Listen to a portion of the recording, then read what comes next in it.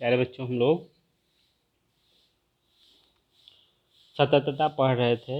वहाँ हमने देखा कि यदि किसी बिंदु x बराबर a पर कोई फलन f(x) सतत होता है तो इस बिंदु पर उस फलन की सीमा का मान उस बिंदु पर फलन के मान के बराबर होता है।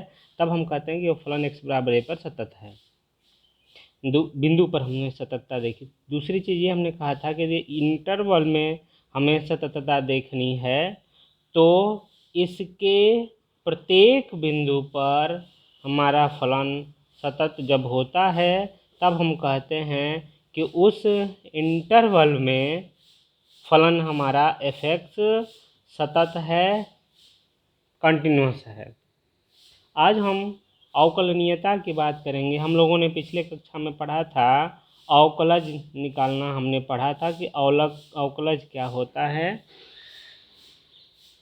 हमने कहा था कि यदि किसी बिंदु x बराबर c पर हम फलन का मान निकालते हैं f(x) प्लस c का मान,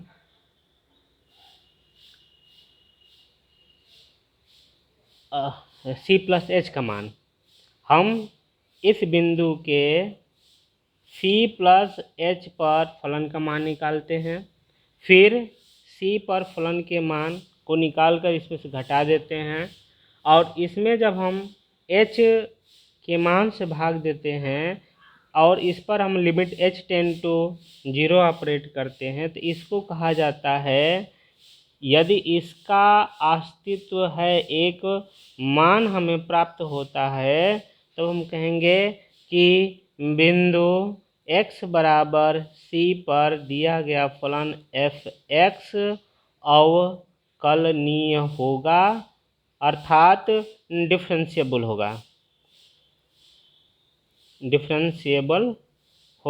होगा।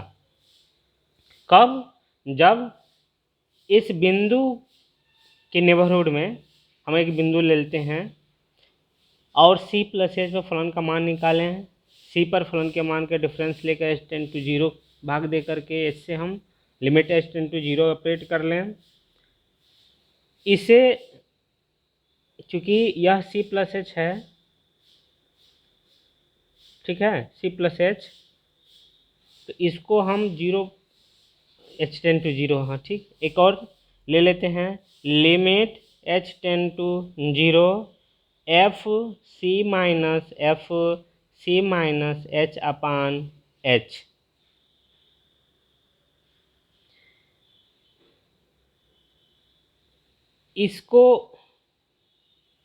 इसका मान हम निकालें c के। हमने क्या किया था कि इंटरवल में जो c हमारा मिल रहा है उसका एक नेबरहुड हमने ले लिया h दूरी पर। यह चूँकि माइनस हो रहा है c से तो इसको c माइनस h कहें, इसको हम c प्लस h कहें, तो हमारा इंटरवल हो जाएगा c माइनस h कामा c plus h।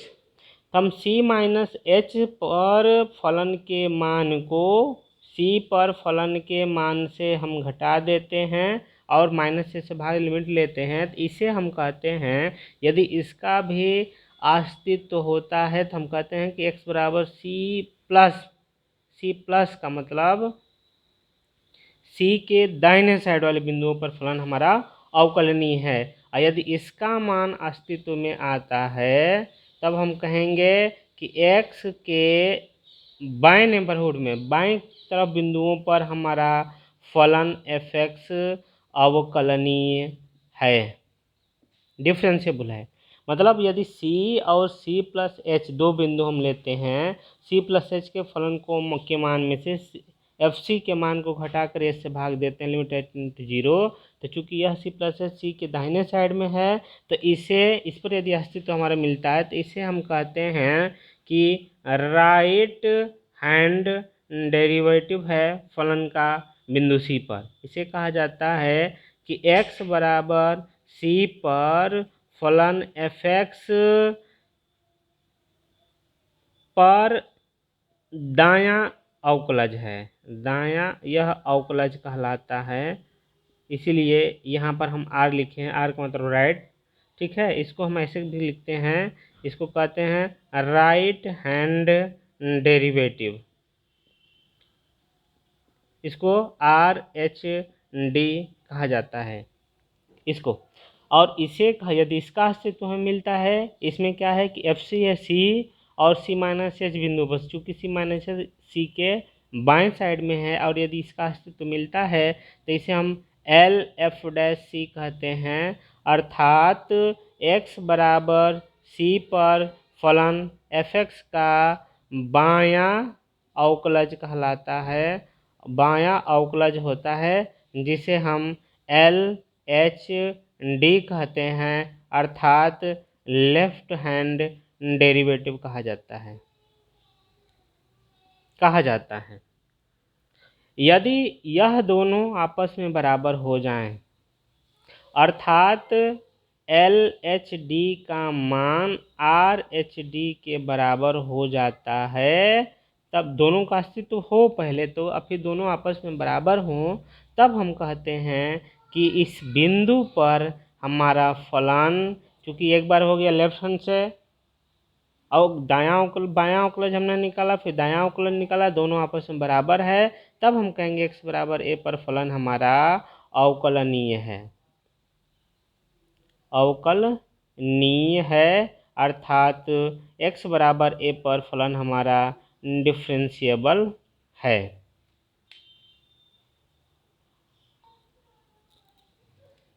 Left hand derivative l किसी बिंदु c पर, left hand derivative l f dash c का मान अभी हमने बताया है कि लिमिट, इसको लिखते हैं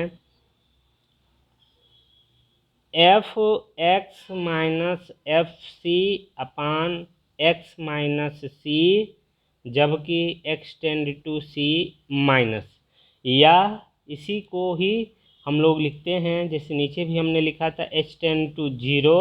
अब चूँकि माइनस है तो एफ सी में से हम एफ सी माइनस एच को घटा दें, अब माइनस इन दोनों का लेंगे तो माइनस होगा, तो माइनस से यह दोनों एफ डैश सी को अर्थात लेफ्ट हैंड डेरिवेटिव को प्रदर्शित करते हैं, निकालने का ये तरीका होता है। यदि हम राइट हैंड डेरिवेटिव की बात करें, आर एफ डैश सी का मान की बात करें, तो यही होगा, इसमें सी की जगह प्लस हो जाएगा, अर्थात limit X tend to C plus F x minus F C upon X minus C, जिसको यदि हम x के अब सी प्लस एच रख देते हैं, सी प्लस एच, यह हो जाएगा F C plus H minus F C upon X minus X के ऊपर सी प्लस एच रखेंगे और उसमें सी घटा देंगे तो यह आ जाएगा केवल एच। अब चूँकि यह एक्स है नहीं इसमें, तो यह एच टेंड टू जीरो। ये दोनों फॉर्मूले होते हैं किसी बिंदु सी पर राइट हैंड डेरिवेटिव निकालने के लिए। यदि दोनों, हमने कहा है कि फलन एफ एक्स बराबर सी पर अवकलनीय कब कहा जाएगा? अवकलनीय होगा कब? यदि एल एफ डैश सी का मान आर एफ डैश सी के बराबर हो, और जब बराबर हो तब हम कहते हैं कि एफ डैश सी बराबर limit X tend to C F x minus F C upon में एक्स माइनस सी। इसमें सी में यदि दोनों बराबर हो जाते हैं, लेफ्ट में सी पर माइनस हमने लिखा था, राइट पर हम सी पर प्लस लिखे थे, लेकिन दोनों आपस में बराबर हो जाते हैं तब हम कहते हैं एक्स बराबर सी पर फलन हमारा अवकलनीय है, और उसे हम लिखते हैं जब एक्स टेंड टू सी, केवल सी न प्लस होता है ना माइनस होता है। यह हमारा किसी बिंदु पर फलन की अवकलनीयता हमने चेक कर ली है। अब हम आते हैं किसी अंतराल में कैसे फलन की अवकलनीयता देखते हैं। अंतराल में अवकलनीयता फलन की अवकलनीयता हम कैसे चेक करते हैं कि किसी इंटरवल में हमारा फलन अवकलनीय होगा या नहीं होगा। हमने मान लिया कि एक अंतराल दिया हुआ है a, b। a, b में हमें चेक करना है कि फलन हमारा डिफरेंशिएबल होगा, अर्थात इसमें 3 काम होंगे। पहला, फलन हमारा a, b में अवकलनीय हो। इसका मतलब है कि a, b जो इंटरवल है उसके प्रत्येक बिंदु पर हमारा फलन अवकलनीय हो। दूसरा, x बराबर a पर फलन हमारा अवकलनीय हो। और तीसरा, x बराबर b पर फलन हमारा, जो एंड पॉइंट्स हैं, एक एंड पॉइंट a है और दूसरा एंड पॉइंट b है। चूँकि पीछे भी हमने बताया था कि a और b पर यदि हमको ये रहा a, ये रहा हम b, a पर हम केवल राइट हैंड, दायां ही हम अवकलज निकाल सकते हैं, क्योंकि बायां तो हमारे पास बिंदु ही नहीं है जो इस इंटरवल में हो। और b पर केवल हम बायां अवकलज निकाल सकते हैं, बायां अवकलज निकाल सकते हैं, अर्थात इसमें हमारे राइट हैंड में बिंदु ही नहीं है जो इस इंटरवल में आते हों। तो बिंदु a पर दायां अवकलज और बिंदु b पर बायां अवकलज ही निकालना है। इस प्रकार हम देख लेते हैं कि इस इंटरवल में कोई फलन अवकलनीय होगा कब? जब इसके प्रत्येक बिंदु पर हमारा फलन अवकलनीय हो। प्रत्येक बिंदु पर हमारा फलन अवकलनीय मिलता है तो हम कहते हैं कि वह फलन इस अंतराल में, दिए गए अंतराल में अवकलनीय होता है। एक एग्जाम्पल हम लोग ले लेते हैं, वहाँ से और ज़्यादा क्लियर हो जाएगा कि यदि f(x) बराबर दिया हुआ है हमारा x-1, यदि x का मान 2 से छोटा हो, और 2x-3 यदि x का मान 2 से बड़ा हो या 2 के बराबर हो, तो बिंदु 2 पर हमें अवकलनीयता को चेक करनी है।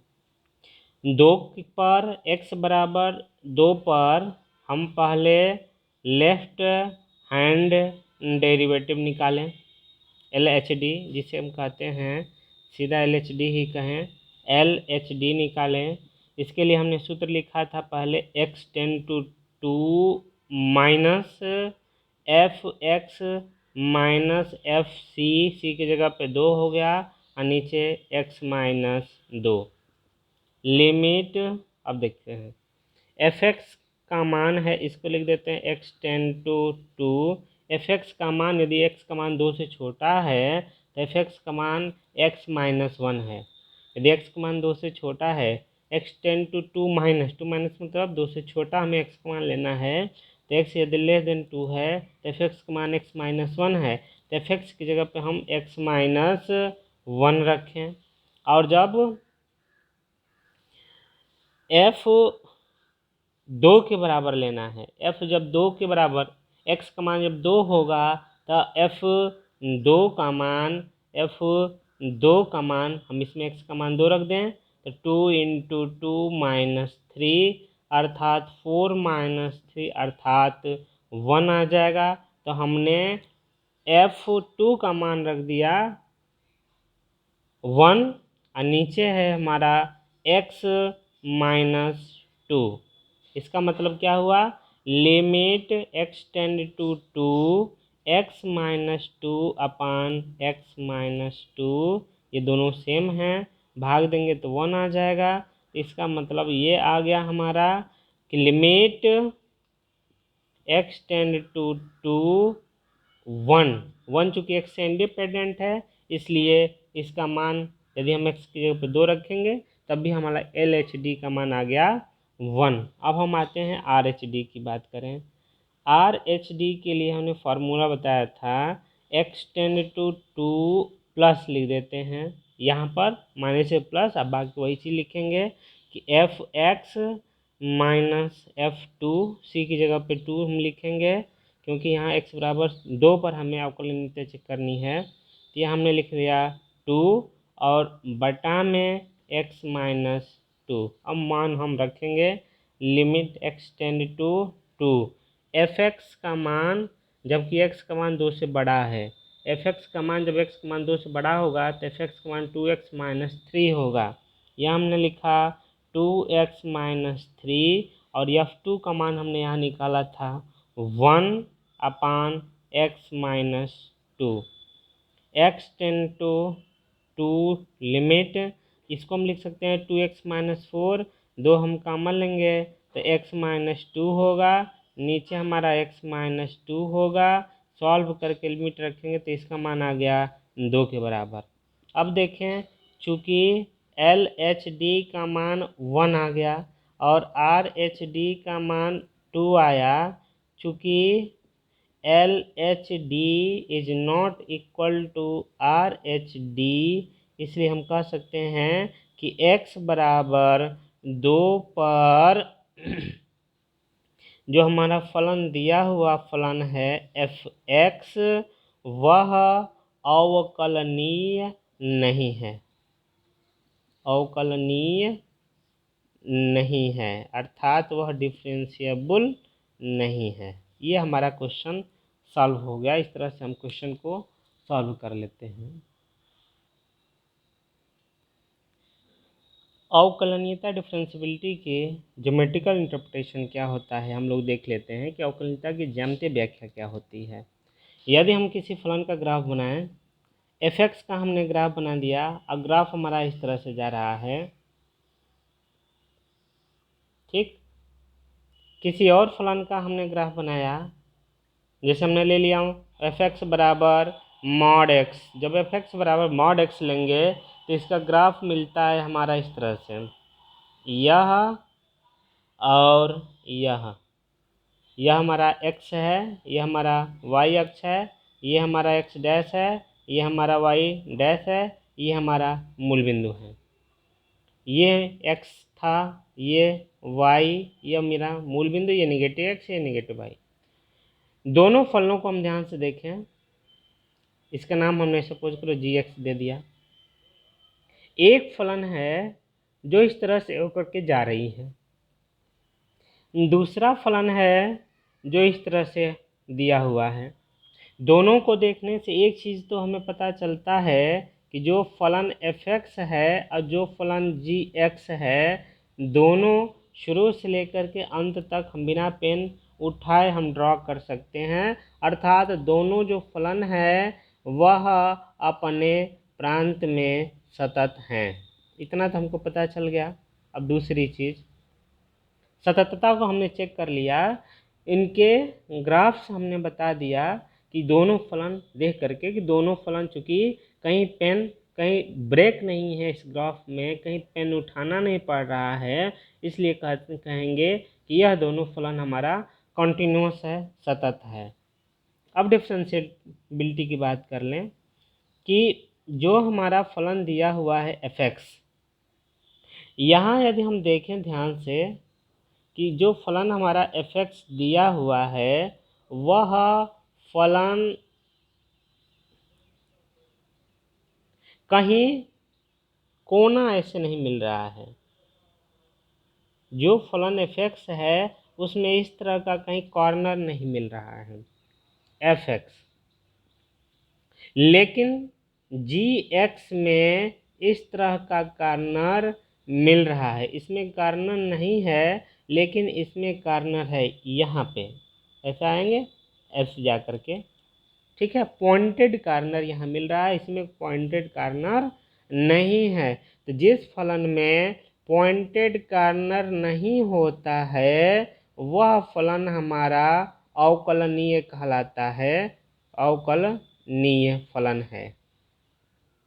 और जिस फलन में हमारा कॉर्नर मिल रहा है, पॉइंटेड कॉर्नर मिल रहा है, तब हम कहेंगे कि यह gx अवकलनीय नहीं है। अवकलनीय का मतलब क्या हुआ? यह अवकलनीय नहीं है। जब अवकलनीय नहीं है तो किस बिंदु पर अवकलनीय नहीं है? जहाँ पर जिस बिंदु पर हमारा कॉर्नर मिल रहा है उस बिंदु पर फलन हमारा डिफरेंशिएबल नहीं है। यहाँ देखें x बराबर 0 पर हमारा कॉर्नर मिल रहा है तो हम कहेंगे कि x बराबर 0 पर हमारा जो फलन g(x) है वह अवकलनीय नहीं है, डिफरेंशिएबल नहीं है। हम सीधा ग्राफ से ही चेक कर सकते हैं कि हमारा कौन सा फलन किस बिंदु पर अवकलनीय नहीं होगा। जिस बिंदु पर पॉइंटेड कॉर्नर मिल रहा है उस बिंदु पर, जैसे एक और एग्जांपल हम ले लें, यदि हम इसको ऐसे कह दें, यही ग्राफ हमारा इस तरह से हो, यहाँ से यहाँ जा रहा हो, जबकि यह x बराबर हमारा बिंदु 1 दिया हुआ है, तब हम कहेंगे कि पॉइंटेड कॉर्नर हमारा x बराबर 1 पर मिल रहा है। तब हम कहेंगे कि यह नया जो फलन hx मान लेते हैं इसका नाम x बराबर a पर डिफरेंशिएबल नहीं है, अवकलनीय नहीं है। यहाँ से हमें एक रिजल्ट भी मिल जाता है, चूँकि g(x) कंटिन्यूस है लेकिन g(x) हमारा डिफरेंशिएबल नहीं है, तो इसका मतलब है कि हो सकता है कि जो कंटिन्यूस फलन होगा वह डिफरेंशिएबल न हो। लेकिन उल्टा नहीं हो सकता है कि जो फलन डिफरेंशिएबल होगा वह कंटिन्यूस जरूर होगा। इसको हम सिद्ध कर लेते हैं, लेकिन उसके पहले एक और रिजल्ट हम बता दें। पॉइंटेड कॉर्नर का क्या मतलब हुआ? पॉइंटेड कॉर्नर का मतलब ये हुआ कि यहाँ इस बिंदु, चूँकि यह बिंदु इस रेखा पर भी स्थित है और ये बिंदु इस रेखा पर भी स्थित है, तो यहाँ पर हमें स्पर्श रेखाएं दो मिल जाती हैं। दो स्पर्श रेखाओं का मतलब हुआ कि dy/dx इस बिंदु पर दो हमें मिल गए, ठीक है। अर्थात left hand derivative right hand derivative दोनों आपस में बराबर नहीं होंगे। जो डेरिवेटिव है वह किसी न किसी स्पर्शी की प्रवणता को शो करता है। इसका मतलब लेफ्ट हैंड में हमारी दूसरी स्पर्शी है, राइट हैंड में हमारी दूसरी स्पर्शी है, तभी ना ये दोनों बराबर नहीं हैं। अर्थात एक बिंदु ऐसा मिला जहाँ दो स्पर्शी रेखाएं मिलती हैं। चूँकि दोनों स्पर्श रेखाएं एक नहीं हैं, इसका मतलब है कि ये दोनों डेरिवेटिव हमारे एक नहीं होंगे।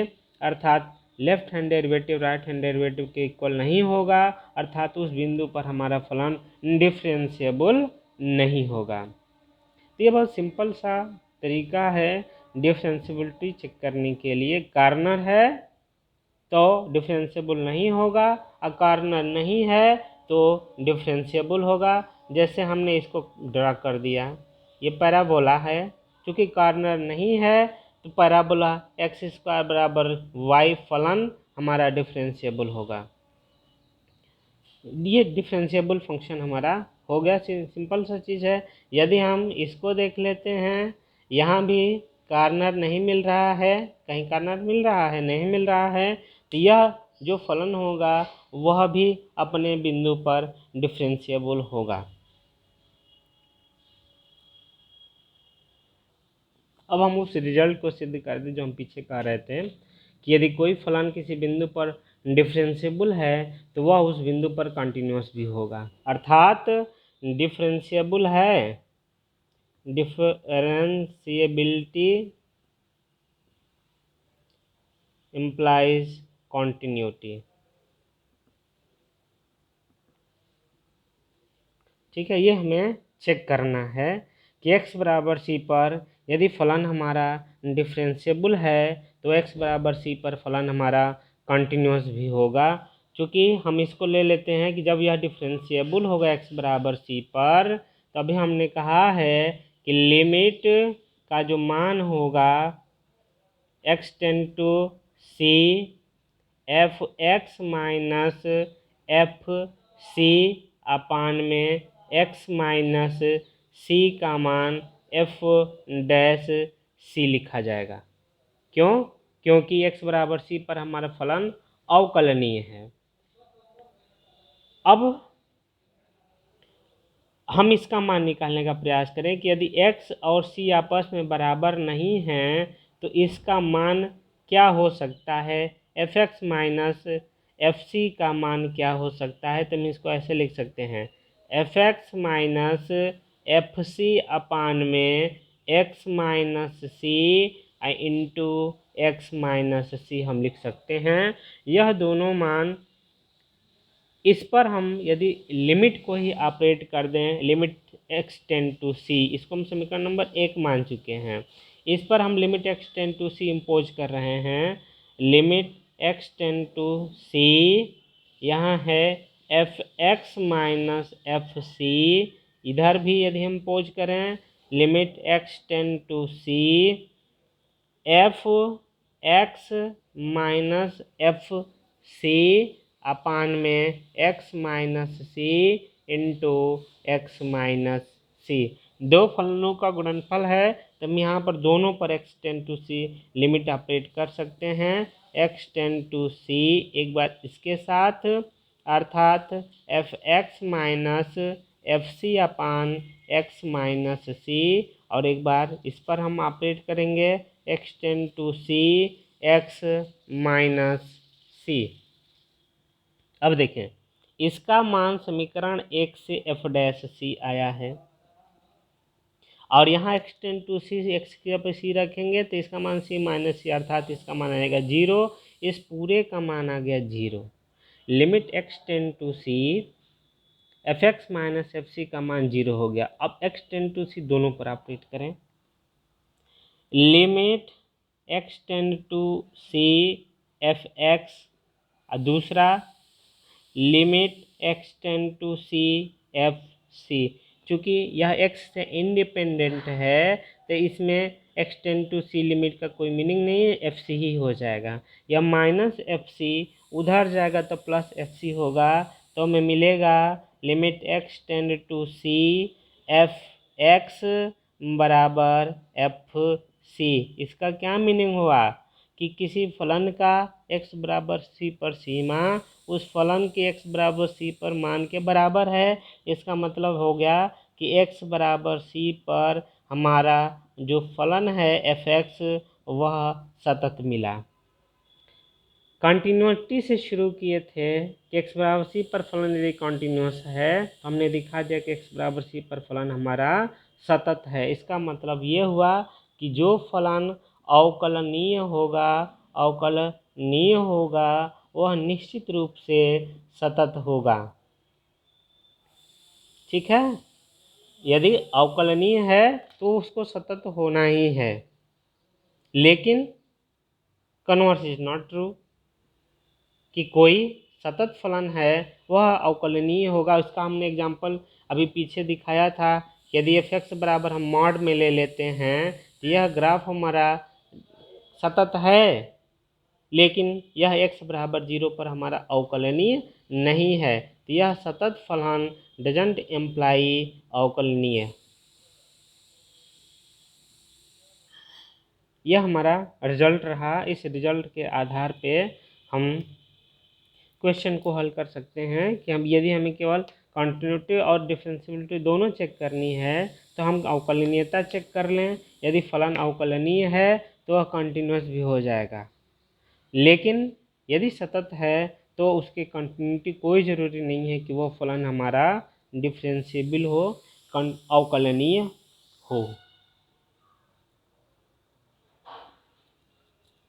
एक एग्जांपल लेते हैं कि यदि एफ एक्स बराबर ए पर अवकलनीय डिफरेंशिएबल है तो इसका मान निकालना है। Limit X tend to X square F of A minus A square F X upon में एक्स माइनस ए का मान निकालना है। चूँकि एक्स बराबर ए पर फलन अवकलनीय है, इसका मतलब क्या हुआ कि इसका मान जब हम निकालेंगे एक्स टेंड टू ए पर F of X minus F of A upon X minus A, तो इसका मान एफ डैश ए के बराबर होगा।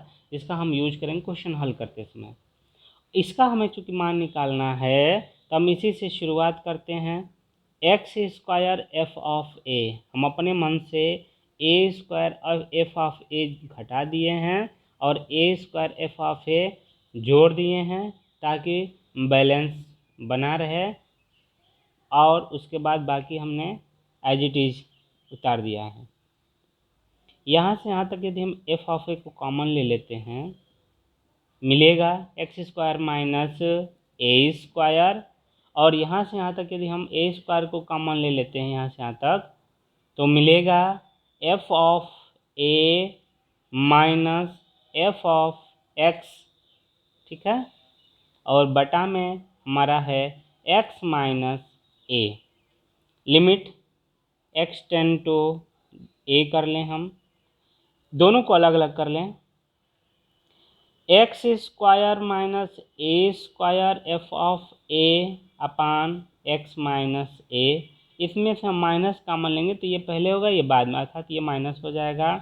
Limit X tend to A F of X minus F of A upon X minus A, यही मान हमारा एफ डैश ए के बराबर है। इसको सॉल्व करेंगे, x square minus A square को तोड़ेंगे तो एक ब्रैकेट में होगा एक्स माइनस ए, जिस एक्स माइनस ए से कटेगा, दूसरा होगा एक्स प्लस ए, और यह चूँकि एफ ऑफ ए है एक्स से इंडिपेंडेंट, इसे हम बाहर ले सकते हैं। F of A limit X tend to A X plus A, और इसका मान हमने बताया है समीकरण एक से एफ डैश ए के बराबर आ गया। यहाँ पर ए स्क्वायर भी था, यहाँ पर ए स्क्वायर भी होगा, जो छूट रहा है तो हम यहाँ पर ए स्क्वायर लिखेंगे तो यह हो जाएगा ए स्क्वायर एफ डैश ए।